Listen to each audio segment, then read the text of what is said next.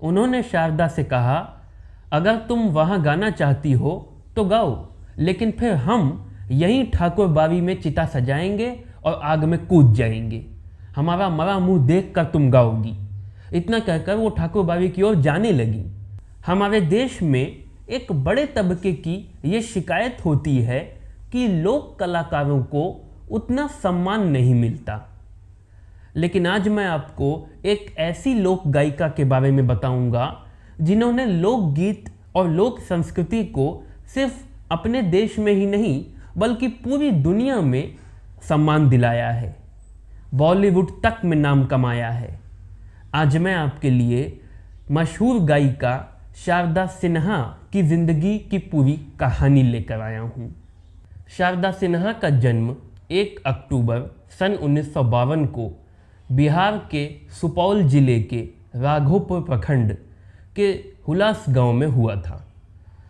शारदा के घर का माहौल बहुत ही शिक्षित था, क्योंकि उनके पिता सुखदेव ठाकुर खुद शिक्षा विभाग में संयुक्त शिक्षा निदेशक के पद पर थे। उनकी मां घर संभालती थी। शारदा बताती हैं कि तकरीबन 35 साल से उनके खानदान में कोई लड़की पैदा नहीं हुई थी। बड़ी मन्नतों के बाद उनका जन्म हुआ।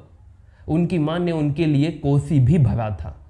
कोसी अगर आपको ना मालूम हो तो बता दूं, छठ पूजा के दौरान शाम के अर्घ्य के बाद और सुबह के अर्घ्य के पहले भरा जाता है, जिसमें छठ के गीत गाए जाते हैं, दीप जलाए जाते हैं। ये आमतौर से गोद भराई या कोई मन्नत पूरी होने पर किया जाता है। अगर कोसी की इस परिभाषा में कुछ छूट गया हो तो आप कमेंट सेक्शन में बता सकते हैं। 8 भाइयों की इकलौती बहन थी शारदा, जिन्हें बचपन से ही संगीत में रुचि थी। 3-4 साल की उम्र से ही वो कविताएं पढ़ती, बार बार पढ़ती, उनकी धुनें बना लेती और गुनगुनाती। उनके पिता ने उसी वक्त उनके भीतर एक गायिका को देख लिया था, इसीलिए उन्होंने एक टीचर को रखा जो घर पर आकर शारदा को संगीत सिखाते थे। क्योंकि शारदा के पिता सरकारी अफसर थे, इसलिए उनके ट्रांसफ़र होते रहते थे। इसीलिए हाई स्कूल तक शारदा ने कभी भागलपुर, कभी पटना तो कभी रांची में पढ़ाई की। इंटर उन्होंने बांकीपुर गर्ल्स स्कूल से किया। इस स्कूल का एक वाकया शारदा बताती हैं। एक दिन पीरियड खाली था तो शारदा अपनी दोस्तों के साथ एक गाना गाने लगी। क्लास के बगल से उनके क्लास टीचर हरि उप्पल जी जा रहे थे, ठिठक गए। गाना इतना मीठा लग रहा था कि टोकने की बजाय सुनने लग गए। जब गाना पूरा हुआ तो क्लास में दाखिल हुए और गुस्से से बोले, रेडियो कौन बजा रहा था? सबने कहा, नहीं सर, शारदा गा रही थी। उनको तो यकीन ही नहीं हुआ कि शारदा की आवाज़ थी ये। वो शारदा को लेकर इसके बाद प्रिंसिपल रूम में गए। उन्होंने एक टेप रिकॉर्डर में उनका पूरा गाना रिकॉर्ड किया और फिर उनके पिता को सुनाया और उन्हें समझाया कि इसे संगीत से दूर मत होने दीजिएगा, संगीत की ही शिक्षा दिलवाइएगा। इंटर के बाद शारदा ने पटना वुमेंस कॉलेज से संगीत में ही स्नातक किया। वैसे तो शारदा हॉस्टल में रहती थी, मगर छुट्टियों में गांव जाती रहती थी। एक बार गांव गई तो मालूम चला भैया की शादी है, तो कुछ दिनों तक गांव में ही रहना हो गया। शादी की रस्मों के दौरान जब भाभियाँ गाती थी तो उनके साथ शारदा भी गाती थी, और जो गाना छोटा होता था उसमें अपनी लाइनें जोड़ देती थी।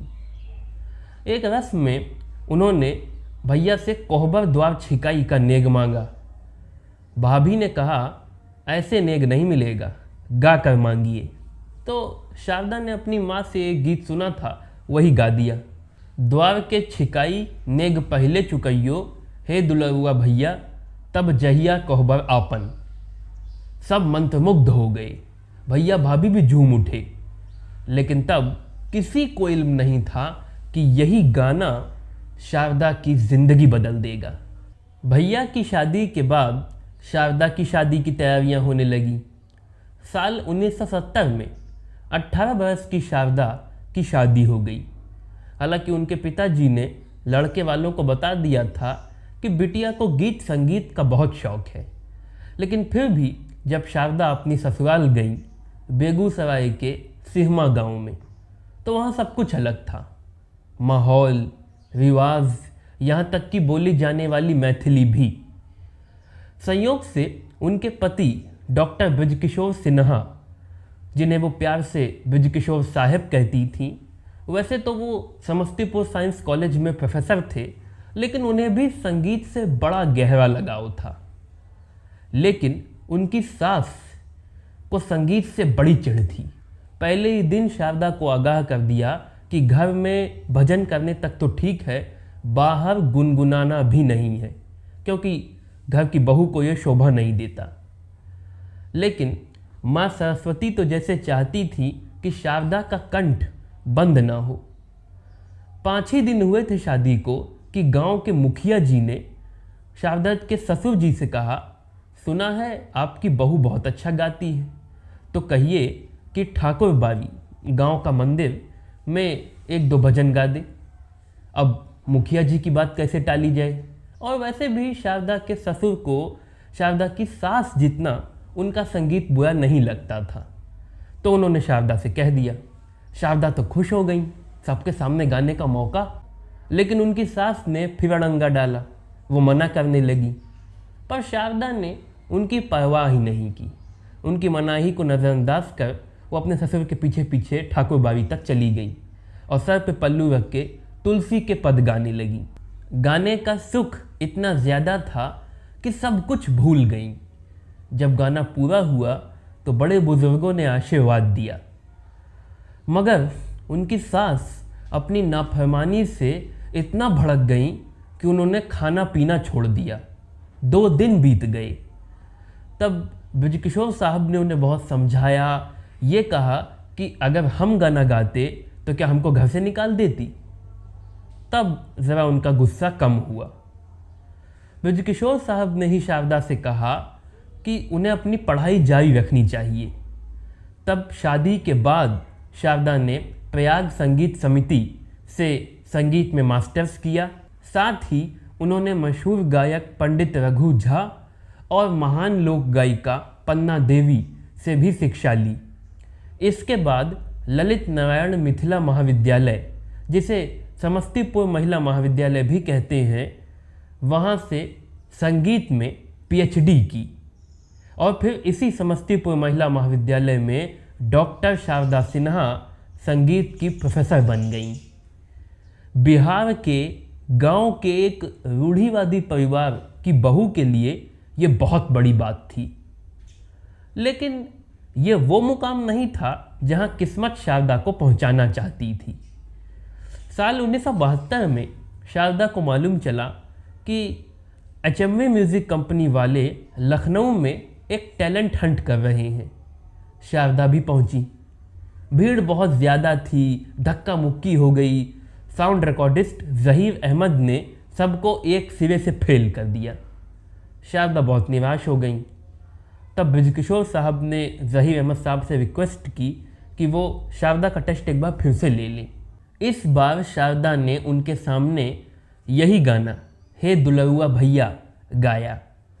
जब वो गा रही थीं उसी वक्त HMV में एक बड़े ऑफिसर VK दुबे वहाँ आ गए। शारदा की आवाज़ उनके कानों में पड़ते ही उनके मुंह से निकला, रिकॉर्ड दिस आर्टिस्ट। यह गाना रिकॉर्ड किया गया और साल 1974 में रिलीज़ हुआ। शारदा बताती हैं कि पहली बार श्रोताओं को एक संस्कार विवाह गीत लोक भाषा में लाउड स्पीकर पर, रेडियो पर सुनने को मिला और ये बहुत हिट हुआ। पूर्वी उत्तर प्रदेश और बिहार के इलाकों में बहुत पसंद किया गया। लेकिन शारदा सिन्हा को असली पहचान मिली और वो घर घर तक पहुंच गईं जब उन्होंने छठ के गीत गाए। डोमिनी बेटी सूप ले ले ठार छे, अंगना में पोखरी खनाइब, छठी मैया आई थी न आज, मोरा भैया गला मुंगेर, श्यामा खेला गैला हेली ओ भैया। ये 4 पहले ऐसे छठ गीत थे जो शारदा ने रिकॉर्ड किए, साल 1978 में रिलीज़ हुए और सुपर हिट हुए, बहुत पसंद किए गए। केलवा के पात पर, हो दीनानाथ, हे छठी मैया, ये शारदा सिन्हा के सबसे फेमस छठ गीतों में है, जो सालों पहले रिलीज़ हुए, लेकिन आज भी औरतें इन्हें गाती हैं, घाटों पर इन्हें बजते हुए सुना जा सकता है। साल 1978 में बेटी वंदना और 1983 में बेटे अंशुमन के जन्म के बाद शारदा को संगीत और बच्चों की परवरिश को बैलेंस करने में मुश्किल हुई, लेकिन उन्होंने हार नहीं मानी। शारदा बताती हैं कि कई बार वो बच्चों को दूध पिलाते हुए रियाज किया करती थी। इतनी आदत पड़ गई थी बच्चों को कि रियाज के दौरान ही वो सो जाया करते थे। 80 के दशक का अंत आते आते शारदा सिन्हा की मशहूरियत इतना बढ़ गई थी कि उसका शोर बॉलीवुड को सुनाई पड़ने लगा था। दरअसल 1988 में शारदा एक भोजपुरी फिल्म माई के एक गाने की रिकॉर्डिंग के लिए मुंबई गई हुई थी। जिस स्टूडियो में वो रिकॉर्ड कर रही थी, उसी के बगल वाली बिल्डिंग में राजश्री प्रोडक्शंस का ऑफिस था। राजश्री प्रोडक्शंस के डायरेक्टर ताराचंद बड़जात्या को जब मालूम हुआ कि बगल वाली बिल्डिंग में शारदा सिन्हा आई हुई हैं, तो उनकी खुशी का ठिकाना नहीं रहा। दरअसल वो शारदा सिन्हा के बहुत बड़े फ़ैन थे। उनके गाने उन्हें बहुत पसंद थे। उन्होंने शारदा जी को अपने ऑफिस बुलवाया मिलने के लिए।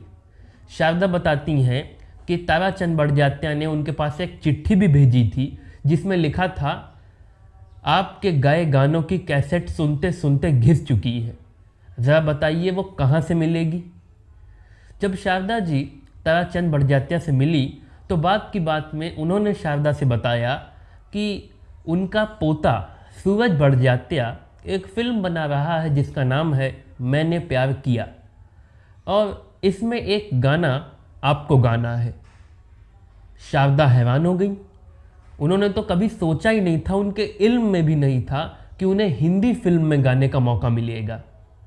एक तो इस फिल्म के सभी गाने लता मंगेशकर जी ने गाए थे, तो शारदा के लिए ये बहुत बड़े सम्मान की बात थी कि उनके साथ शारदा का भी एक गाना होगा।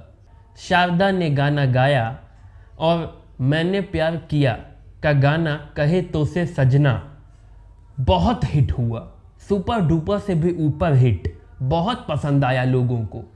शारदा को लगा नहीं था, लेकिन उसके बाद से ऐसा कोई कार्यक्रम नहीं हुआ जहां शारदा से इस गाने को गाने की फरमाइश न की जाए। सबको लगा था कि इस गाने के इतना हिट होने के बाद अब शारदा बॉलीवुड में और भी गाने गाएंगी, लेकिन ऐसा नहीं हुआ। इस गाने के बाद तकरीबन 6 साल तक उन्होंने बॉलीवुड का कोई गाना नहीं गाया। 1994 में उन्होंने सूरज बड़जात्या की ही एक और फिल्म हम आपके हैं कौन का गाना गाया, बाबुल जो तुमने सिखाया, ये भी हिट हुआ। और इसके बाद तो शारदा सिन्हा बॉलीवुड से एकदम दूर हो गई।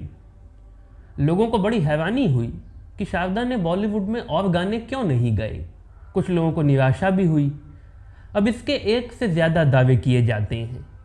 एक दावा तो ये किया जाता है कि शारदा को बॉलीवुड से ऑफर्स मिले, लेकिन उन गानों के बोल भद्दे या अश्लील थे, इसलिए उन्होंने ये ऑफर्स खुद ही ठुकरा दिए। एक दावा ये किया जाता है कि चूँकि शारदा आउटसाइडर थीं, बिहार की थीं, तो बॉलीवुड में उनके खिलाफ पॉलिटिक्स हो गई और लॉबिंग के चलते उन्हें साइडलाइन कर दिया गया। कुछ मीडिया रिपोर्ट्स तो एक अलग ही कहानी बताती हैं। उनके मुताबिक न शारदा को बॉलीवुड से कोई प्रॉब्लम थी, न बॉलीवुड को शारदा से कोई प्रॉब्लम थी। प्रॉब्लम तो शारदा की सासू माँ को थी। वैसे वो काफ़ी हद तक अब नरम पड़ गई थी। शारदा की तारीफ़ें सुन के उनको अच्छा लगता था, लेकिन फिल्मों में शारदा का गाना उन्हें कतई मंजूर नहीं था, किसी भी कीमत पर नहीं। कहानी के मुताबिक उन्होंने शारदा से कहा, अगर तुम वहाँ गाना चाहती हो तो गाओ, लेकिन फिर हम यहीं ठाकुर बावी में चिता सजाएंगे और आग में कूद जाएंगे।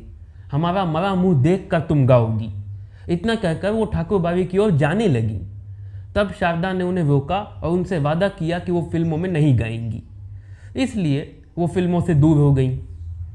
एक बार शारदा से भी यह सवाल किया गया था कि उन्होंने बॉलीवुड में ज़्यादा गाने क्यों नहीं गाए। तो शारदा के मुताबिक कोई खास बात नहीं थी। बात बस इतनी सी है कि बॉलीवुड के अधिकांश गाने उनकी शैली के मुताबिक नहीं बनते, इसलिए वो उन्हें नहीं गा सकती।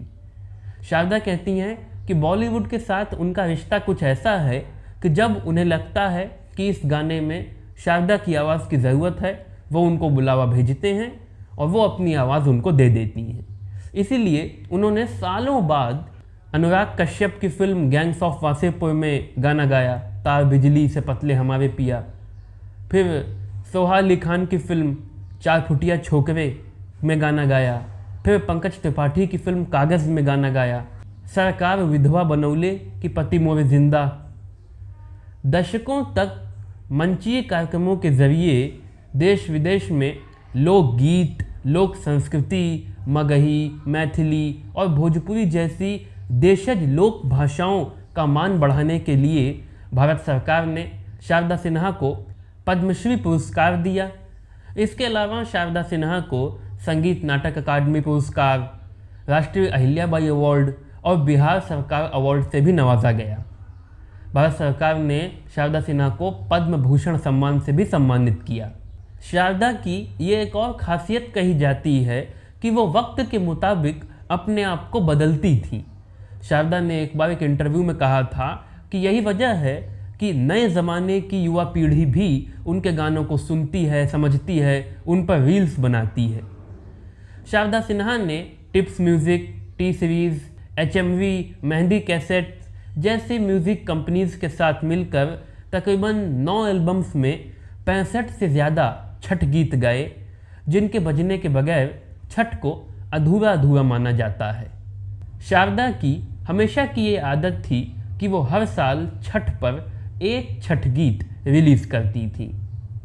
इस साल भी तैयारियां पूरी थी, उनका पूरा प्लान था, लेकिन किसी को अंदाज़ा नहीं था कि इस साल क्या होने वाला था।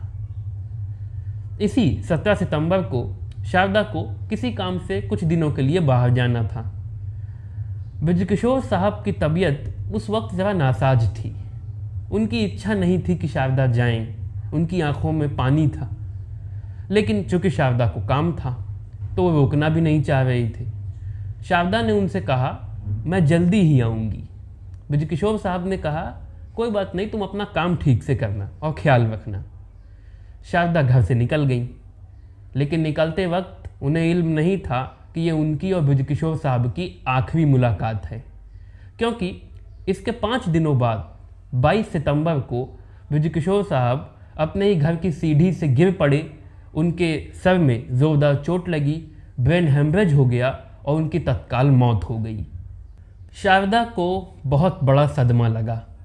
हालांकि सोशल मीडिया पर कुछ लोग उन्हें ट्रोल भी करने लगे कि जब उनकी आंखों में आंसू थे, वो नहीं चाहते थे कि आप जाएं, तो काहे उन्हें मरने के लिए छोड़ के चली गईं। करीबी बताते हैं कि शारदा ब्रजकिशोर साहब की मौत से बिल्कुल टूट गईं। मल्टीपल मायलोमा, एक प्रकार का ब्लड कैंसर, उन्हें 2018 में ही हो गया था, लेकिन वो उससे जूझ रही थी, काफ़ी हद तक जीत भी रही थी। लेकिन ब्रजकिशोर साहब के मरने के बाद जैसे उन्होंने हथियार डाल दिए, उनकी तबीयत बिगड़ने लगी। इतनी बिगड़ गई कि उन्हें दिल्ली एम्स में एडमिट करना पड़ा। हॉस्पिटल के बेड पर लेटे लेटे भी एक बात वो बार बार कहती थी कि उन्होंने ब्रजकिशोर साहब से कहा था, मैं जल्दी ही आऊँगी। ये बात उनकी बेटी वंदना, बेटे अंशुमन और उनके सभी फैंस को डरा रही थी। दिलचस्प बात यह है कि इतने पर भी उन्होंने अपना वो रिवाज नहीं छोड़ा। इस हालत में भी इस साल छठ पर उन्होंने एक छठ गीत रिलीज़ किया, दुखवा मिटाई छठी मैया, जो काफ़ी हद तक उनकी मनस्थिति को भी दर्शाता है। कमाल की बात है कि जिन शारदा सिन्हा के गीतों को छठ की आत्मा कहा जाता था, उनकी आत्मा ने छठ के पहले दिन शरीर छोड़ दिया। शारदा सिन्हा के निधन से उनके फैंस में बहुत दुख है, लेकिन अच्छी बात यह है कि भले ही अपने शरीर के ज़रिए नहीं, मगर अपने गीतों के ज़रिए शारदा सिन्हा हमेशा हमारे बीच रहेंगी।